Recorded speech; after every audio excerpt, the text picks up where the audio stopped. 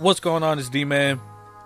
A while back I did a video about NBA 2K14 where I was asking, how can NBA 2K14 blow you away, or how can NBA 2K14 satisfy you?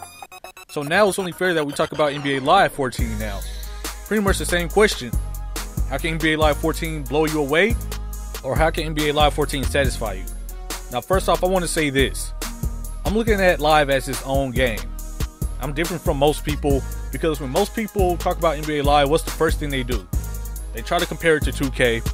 It's like, for instance, when you have a conversation about LeBron and people keep bringing up Kobe and Michael Jordan. It's like, we're not talking about what Kobe has done or what MJ has done. We're talking about LeBron right now. So that's what I'm going to try to do with this conversation. We're talking about NBA Live. And I know it's kind of hard to not compare them because they're both basketball games. Live was at the top at one time, and now 2K is at the top in my opinion, of course. And now Live is making a comeback. Now, do I expect Live to come and just dethrone 2K, be the ultimate basketball game? Not really. Live has taken a bit of a break. They're going to have to put out NBA Live 14, get some positive and negative feedback, and then get ready for NBA Live 15. Now, I don't think NBA Live would make a Tracy McGrady 13 points in 35 seconds comeback. But the way NBA Live can satisfy me is if they just come back as a solid game. Not trying to beat 2K, but just trying to put Live back in the industry. And I think that's what they're really aiming for. Now, a solid game to me, nice dribbling. And you know, NBA Live 14 has been talking about bounce tech forever. Because when you look at the previous NBA Lives, and this goes with movement also, the dribbling and movement looked really bad. You can look at the NBA Elite 11 demo gameplay. You can look at the NBA Live 13 gameplay. To me, it just didn't look right. First, we can start with the ball handler. Because in real life, when you're dribbling the ball and walking at the same time or running, the ball in your body is kind of in sync. It's like a rhythm. And in NBA Live, you just don't see that. And that's just my opinion. That's how I look at it. Then when you look at a person that doesn't have the ball, they're all just standing around. They're not even standing up straight, really. They're kind of standing straight, but their knees are bent. So it's like they're kind of sitting down in a chair or leaning against a wall or something. And believe it or not, that's always been a turn off for me. And I know other people also have brought this up. But if they fix that to where everything just seems like it's in a rhythm, especially with the ball handler, now I can look at Live and be like, all right, that's kind of solid. I can play this. Now, another thing is the defense. Now, this isn't just an NBA Live 14 problem. This is a problem with every sports game. And most people think the offense in sports games are overpowered. That's not true. Really, the defense is just underpowered. And that's all I can really say about it. NBA Live, hopefully they bring us just a nice balance of offense and defense. And I know I said I was going to bring up 2K, but I just want to point this out really quick because on 2K, you can be playing the ball handler close. You know, you're bumping them and whatnot. And as soon as the ball handler do a step back move, they make the defense slide so far away, and the person with the ball can actually pull a jumper or just drive to the basket. It's like moves are made to just screw the defense over, and it's so annoying, especially if you play the computer because they know all those moves. That's how they score most of the time.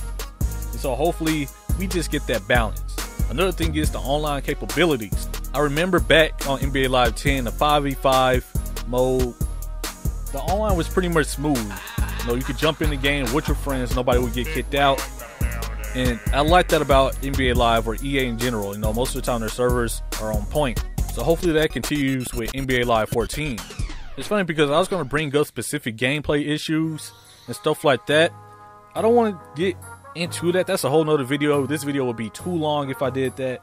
But when it comes to gameplay, of course it just needs to be right. It needs to be legit.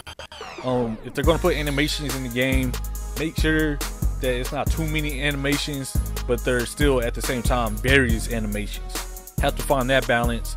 Most people want bumping and stuff like that. We need that in basketball games, but that's all I'm gonna say about that. Just legit gameplay, solid gameplay. It'll be nice because in previous, like I said, in previous NBA Lives, to me, it was just a turn off playing it. No, it was just an arcade style of game, but that's how I always looked at Live. And that's not necessarily a bad thing. Most people say arcade. What you trying to say? I'm just trying to say that NBA Live has always been fun due to the way it played. I'll say that. It's always been fun playing NBA Live. So these are my main points. You know, online gameplay, Oh, and another thing is game modes. I almost forgot about game modes. Now, hopefully, NBA Live brings some nice game modes, because basketball games, if you don't set it up correctly, they'll get boring quickly. No, we just can't go in and play exhibition matches or my player mode all the time, or whatever they want to call it. No, it's going to have to be multiple modes. I know NBA Live 14 is going to have Ultimate Team, so that's good also. So, NBA Live 14, they definitely, the door is open for them. Me and Shake was talking about this the other day.